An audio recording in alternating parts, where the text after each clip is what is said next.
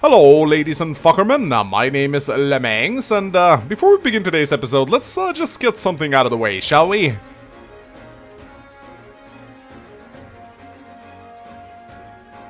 There we go. Happy now? Can we move on?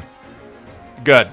Let's go. So last time on our Gaiden adventure, our homeboy, the reached the sluice gates of Rigel. But before they can be opened, Celica needs to get her cute little crushing gear and get to the Temple of Mila ASAP. So what are we waiting for? We got a desert to cross, because we gotta go to that bandit fortress that is not in the path of the Mila Temple, because story. So why is it that every single time in a Fire Emblem game, when you think you've been having a lot of fun, the developer suddenly decides to go, hey, you know what's a good idea? Yeah, let's create a map that is really annoying. Yeah, that's a good idea, Kaga. Let's do that. Yeah, can't wait. I mean, Chapter 3 of Mystery of the Emblem, Chapter 14 of Binding Blade, Chapter 10 of Revelations, and whatever the fuck this chapter is called. I don't even know. What does Gaiden even call their chapters? Like, do the chapters even have names? I mean, if this chapter had a name, it would be like the annoying chapter of Annoying Will. I don't even fucking know. I hate this chapter. Anyway, so this chapter, which I've just aptly decided to name Pornhub plus Auto Assaults.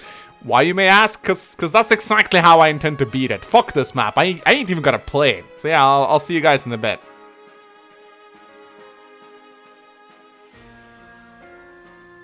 Alright, so time to check up on how I'm doing, and she's gone. I forgot how fucking incompetent the auto battle AI of Gaiden was. You see, in this game, not only will mages often attack in close combat, but they seem to default to their most damaging spell. In this case, May will cost Aura, which is actually pretty shit. Not only does it miss like all the fucking time due to 80% in Gaiden actually meaning 80% and not 92% like in the newer games. At 20% mischance may not feel like a lot, but I swear to god, in Gaiden it feels as if every other aura spell that I cast fails to hit its target. Not to mention it drains more health from May than the actual enemies themselves. So yeah, it seems like I actually have to play this festering shit pile of a map. So I decided to just send Katria and Paula in to mop up these enemies. Look at these ladies go. There's hardly anyone left by the time the rest of my army arrives. Okay, calm down guys. Leave some enemies for the rest of us. Actually, don't do that. This map sucks. Kill them all now, please. Alright, so the fortress is cleared out and it's time to go inside. In a chest we uncover a steel sword? Okay, fuck, chill guys. Okay, it's okay. I know it's a lance. I'm just fucking with you. But to my defense, can we at least admit that this could pass as a steel sword? I mean, look at it. You got the hilt and the blade and everything. I mean, it certainly doesn't look like a lance to me at first glance. But hey, what do I know? Anyway, I give it to Valbar because let's face it, dude ain't doubling anyway, so a little bit of extra damage can't hurt. You'll probably still suck though. Also, inside a cell, seriously, what is it with Gaiden and people being locked in cells? I mean, I decided to do a little bit of a headcount just for fun, and it turns out that out of Gaiden's 32 playable characters, 7 of them are trapped or locked up somewhere prior to their recruitment. That's nearly a fifth of this game's entire cast. I mean, does Gaiden have like a prison fetish or some? You know what? I think I might be onto something here. Do I have a? Actually, I might have a prison fetish, come to think of it. Anyway, here's Jesse. Just some merc. Wow. The guy's self-aware. He tells us that Dean and Sonia both hate gays. No, not like that. They hate gays. But they will only join you if you kill the other? I gotta say, that's an oddly specific way to hate someone. Like, I hate this person so much that I will betray him, but only if you kill that other person who also hates the guy, and will also join you if you kill me. Man, I think it's more safe to say that Dean and Sonia hate each other, if anything. Anyway, I guess the developers just wanted to have 2 branching characters, and they needed some sort of plot reason for them to join you, but only if you kill the other guy. I mean, seriously, it's a cool concept. It's just explained a little bit weirdly in Gaiden, if I may say so myself. Anyway, let's talk Jesse.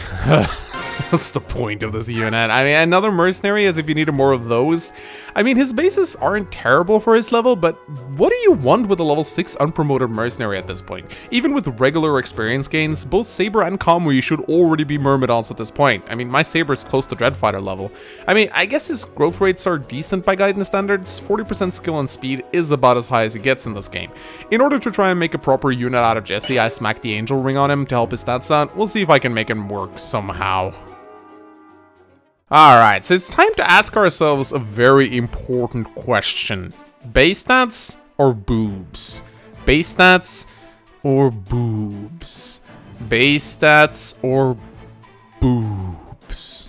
Oh, wait a minute. I'm not playing Echoes. Base stats it is then. In all seriousness, while Sonya is probably the better choice in Gaiden, I want to try Dean because I got Sonya and Echoes and I want to see what Dean is capable of, so let's go kill ourselves some witches. At first glance, this map looks intimidating as fuck. All of these witches constantly teleporting behind us and fucking us in the ass. Well, luckily they take their sweet time, teleporting in one by one. Gotta be fair to the player, eh, Gaiden? This map really screws over slow armored units such as Valbar, however. I mean, more than they usually get screwed over, which is like every single fucking map. Because they suck. Anyway, he gets doubled by the witches and nearly 1 round KO'd. The supposed tankiest unit on our team is now the frailest. Good job, Valbar. Good job. I'm really glad we brought you with us. Since I have to keep constantly healing Valbar, I noticed that Celica is doubling quite a lot with her recover spell. I still actually don't know what causes healers to double heal. I tried to look it up online, but I can't seem to find the exact formula for it. She seems to do it almost every time now, so I can only imagine it's some sort of activation based on your speed stat, possibly? Because my Jenny never fucking doubles with her healing, and she makes Luis look fast in comparison. Most of the time it's completely unnecessary though, as it only causes Celica to drain more of her own hit points to give Valbar that last hit point he needed. Good job there, Celica, you're doing great. Again, my strategy for dealing with this map is quite similar to the previous one. I send my 2 fighter jets, Paula and Catra, in to deal with the witches. Paula's javelin in particular is fantastic since it makes her able to retaliate against the fireball spam. Jesus Christ, look at her go, she's like on a witch-slaying rampage. I almost worry that I'm feeding too many kills to these ladies, but damn, they're so good in Gaiden, holy shit.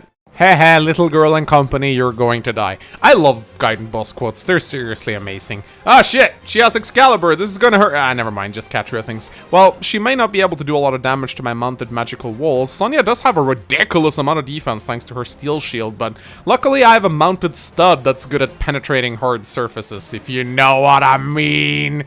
Also, can we just appreciate how amazing the horse archer animations looks? I mean, it kind of seems like Leo's mounted on top of a unicorn with a retractable horn that comes out and expands into a bow before it fires an arrow and then disappears back into the unicorn again. I mean, look at this shit. It looks absolutely fucking amazing. Oh yeah, and Sonya dies and Dean runs away. Let's continue. Oh boy, it's time for the big boss battle of Act 2, the Geyse Fortress. Leo will love this place. Yeah, this place is absolutely massive. I mean, look at the size of the structure. This bandit king has a bigger castle than the royal family of Valencia. And holy shit if he ain't got some bases to go along with it. Geyse is the first Slayer, aka the Dread Fighter that we meet in Gaiden, and he is not going down without a fight, trust me. With 15 magic defense, Celica and her magic pose ain't gonna do shit to this guy, and it's not like 11 defense makes him squishy either. Also, that portrait though, I mean, what's up with bandits wielding chef hats in Gaiden? Like, can you smell what the Geyse is cooking? That's kinky. No, Leo, then stop. There's also, in addition to a crap ton of units, this weird little Myrmidon mini-boss situated out on this, whatever the fuck this building is supposed to be. Actually, on second thought, this might actually be the outhouse. Yep, yeah, you know, that makes perfect sense. If these guys gotta shit somewhere, this Myrmidon is actually just taking a dump. Well, so I think we'll just let him be done and then we'll deal with him when he's finished. For now, let's focus on charging the base. Since there's a lot of enemies, we need some shock troops. Jenny, would you mind? Beep, beep, I'm a sheep. I said beep, beep, I'm a sheep. No, not that one. The other song.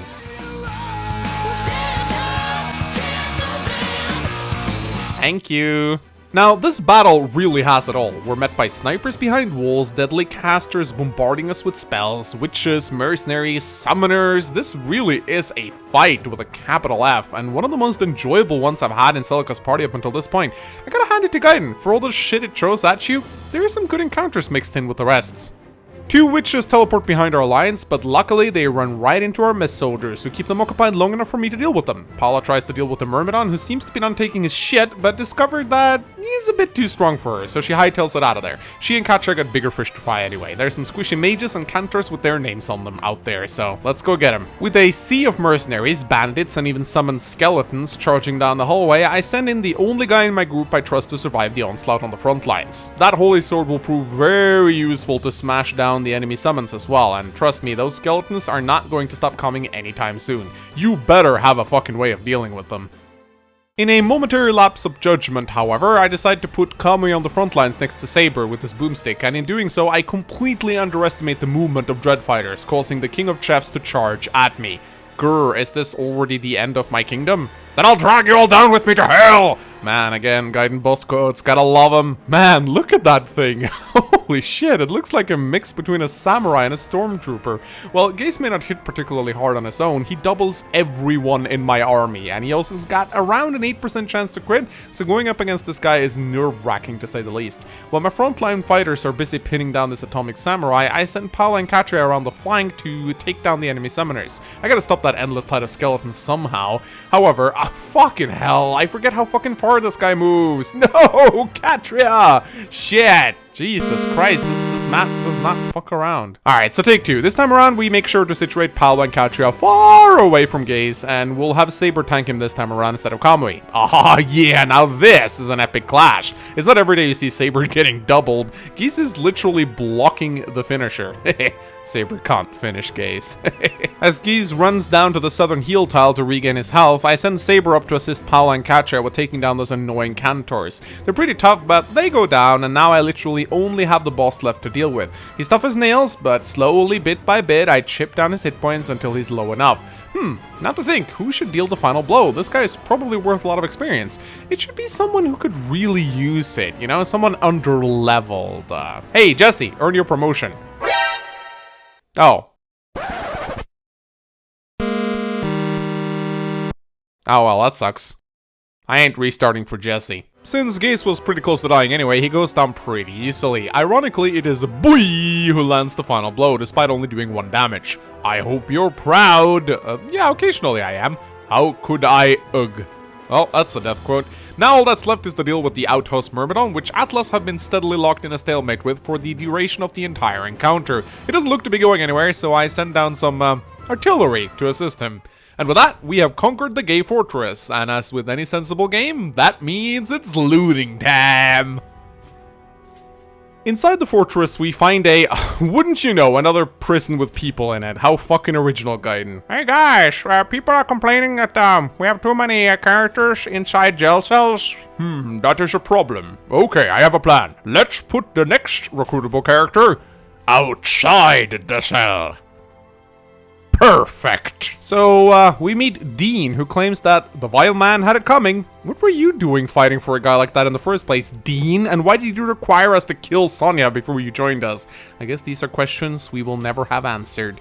Anyway, here's Dean, another freaking Myrmidon. Yay, like we needed more of those. But unlike the last one, Dean is actually really fucking good. His bases are on par with Saber and Kamui. I mean, just look at that juicy 17 base speed. Holy shit. It pretty much allows him to double everything in the game. His growths are low, as you might expect, but hey, it's Gaiden. I mean, growth rates really do not matter here. Man, this should be Mecha's favorite game. Why isn't Gaiden Mecha's favorite game? Dean also comes equipped with the Hero Sword, but don't be fooled, this is actually a killing edge in disguise. I mean, don't get me wrong, it's a really good weapon. 5 might and 100% hit is no joke at all, but instead of doubling attacks like the Hero Sword usually does in every other game, in Gaiden, it just has 30% crit instead. I mean, I'm pretty sure this is deliberate on the designer's part, because having an unbreakable Brave weapon would be really OP. The stats on the Hero Sword are in many ways similar to the Holy Sword, only that it trades 5 hit points of self-healing and effective monster damage for 15% additional crit instead, which is certainly useful when you're facing living enemies. I decided to just keep the Brave Sword on Dean, because he'll surely make good use of it. Inside the prison cell, yeah, I know it's getting stupid at this point, we find a blue girl. Wait a minute, nah, it can't be, right? It can't be. No, certainly it can't be. Anyway, she says, it can't be! She then informs us that Celica looks like a woman named Liprica? Liprisa? Liprica? And that this means she's the hidden princess on Tease, by the way. Apparently her mother was a priestess that worked at a temple until the king of Sofia was like, shwiggity shwaggity shwooty, I want that booty, and just forcefully married her. After telling Celica that her mother sadly died, she hands us a diadem? I don't know how the fuck you pronounce this stupid name. And boom, she promotes. Nope, you ain't getting a choice in this game. You're gonna promote whether you want to or not. Just like, you know, the king of Valencia forcefully married his wife, you're gonna forcefully accept your promotion, because that's how we do it in Gaiden. You know, anyway, this Gaiden, there's no sense in waiting with this shit anyway, but, you know, you have no choice either way, because fuck you. Alright, so I do believe that's everything we have to do here on this fortress. I don't see anyone else in here. Do you guys? Nope. Okay, I believe we're done here. Let's get out of here. Then it's just a short little stroll over to the Temple of Mila. We just have to get ambushed by enemy knights, fight our way to the fucking graveyard, get ambushed by knights, enter the Dragon Temple, fight the zombie dragons, promote Boy to Sage, promote Saber to Slayer, promote Palin Catcher to Falcon Knights, get ambushed by knights, go back to the Dragon Temple because Atlas earned a promotion, and when we got ambushed by knights, fight the zombie dragons again, promote Atlas to Paladin, get ambushed by knights! And then finally we're at the Temple of Mila. That didn't take long at all. Oh fuck, looks like we'll be facing double enemies for our final fight. Honestly, I could go back and lure them out, but honestly I'm just so fucking tired of getting ambushed by knights! So I'd rather just charge in. Let's go, bitches! So we know this battle is a big deal because we get pre-battle dialogue, which in Gaiden is about as rare as good map design and Awakening. Also, the shaman, Mikhail? Isn't that the guy who kept dying in my Fire Emblem 7 pick my edits? Could be a coincidence, I guess. Also, Celica says to protect our frailer allies. That's not a very nice thing to say to Valbar. So this is sadly, again, one of those maps where the terrain just screws you over so hard that the option of sending in Pal and Catcher to clean house ahead of your other units is just too tempting of a strategy to pass up. And let me just say, if you don't know how impossibly broken Falcon Knights and Gaiden were, allow me to show you just how fucking broken Falcon Knights and Gaiden are, because yeah, here's the two of them dealing with gargoyles. Yep, that's right, they one-shot them. Man, Falcon Knights are so fucking good in this game. Man, imagine if I had like a third one. Imagine how broken that would be. Oh, a man can dream, right? Meanwhile, Daddy Saber is rocking his new samurai attire and is kicking ass with his brand new Shadow Sword. Ow, the edge. As mentioned earlier, the Shadow Sword is similar to the Devil Sword in later installments, only that Gaiden Dread Fighters can actually wield them without the backfire rate, which leads them to doing a shit ton of damage. Mikhail is tough, but Saber finishes and he goes down. Victory is ours!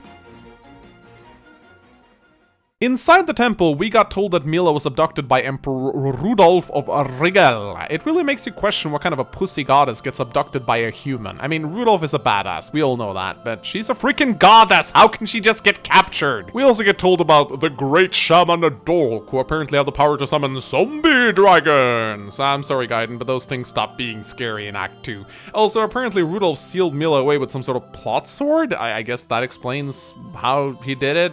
Wait a minute, life-draining swamps? I didn't know Gaiden took place in Hollywood.